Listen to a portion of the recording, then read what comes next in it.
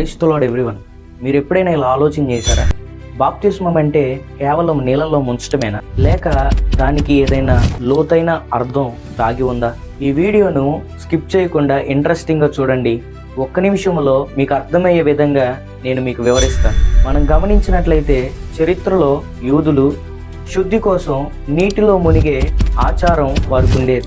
అందులో నుండే బాప్తిస్మం పుట్టిందని మీకు తెలుసా? బాప్తిస్మం ఇచ్చు యోహాను ప్రజలను పశ్చాత్తాపము నిమిత్తము బాప్తిస్మం ఇవ్వటానికి పిలిచాడు. బైబిల్ ప్రకారం బాప్తిస్మం అనేది పాప క్షమాపణకి ఒక గుర్తు. యేసుక్రీస్తు వారు కూడా బాప్తిస్మం పొందారు, మనందరికి కూడా ఒక ఆదర్శంగా నిలిచారు. ఇది పాత జీవితం ముగించబడి క్రొత్త జీవితం ప్రారంభించబడిందని మనకి తెలియపరుస్తుంది. వివిధ సంఘాల్లో బాప్తిస్మమును గురించి వేరే అభిప్రాయాలు ఉన్నాయి. కొంతమంది చిన్నపిల్లలకు బాప్టిజం ఇస్తారు, అదే ఇన్ఫెంట్ బాప్టిజం అంటారు. మరి కొంతమంది విశ్వాసం వచ్చాక బాప్టిజం ఇస్తారు, దాన్ని బిలీవర్స్ బాప్టిజం అంటారు. కొంతమంది పూర్తిగా నీళ్ళలో ముంచుతారు, ఇంకొంతమంది నీళ్లను జల్లుతారు. కానీ నిజముగా బాప్తిస్మం అనేది మన యొక్క హృదయ మార్పును చూపించే ఒక గుర్తు. దేవునితో క్రొత్త జీవితం ప్రారంభించబడిందని ప్రకటించే గొప్ప ఘట్టం. మీరు బాప్తిస్మం గురించి ఏమనుకుంటున్నారో కింద కామెంట్లో మీరు తెలియపరచండి. God bless you all. Praise the Lord everyone. మీరు ఎప్పుడైనా ఇలా ఆలోచన చేశారా?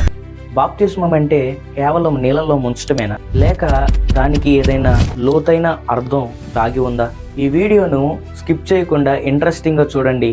ఒక్క నిమిషంలో మీకు అర్థమయ్యే విధంగా నేను మీకు వివరిస్తాను. మనం గమనించినట్లయితే చరిత్రలో యూదులు శుద్ధి కోసం నీటిలో మునిగే ఆచారం వారికి ఉండేది. అందులో నుండే బాప్తిస్మం పుట్టిందని మీకు తెలుసా? బాప్తిస్మం ఇచ్చు యోహాను ప్రజలను పశ్చాత్తాపము నిమిత్తము బాప్తిస్మం ఇవ్వటానికి పిలిచాడు.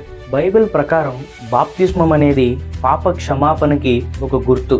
యేసుక్రీస్తు వారు కూడా బాప్తిస్మం పొందారు, మనందరికి కూడా ఒక ఆదర్శంగా నిలిచారు. ఇది పాత జీవితం ముగించబడి క్రొత్త జీవితం ప్రారంభించబడిందని మనకి తెలియపరుస్తుంది.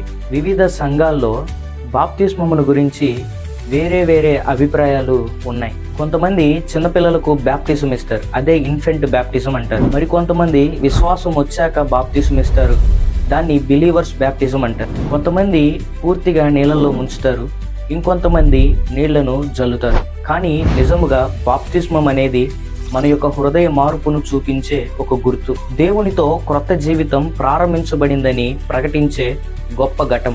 మీరు బాప్తిస్మం గురించి ఏమనుకుంటున్నారో కింద కామెంట్లో మీరు తెలియపరచండి. God bless you all.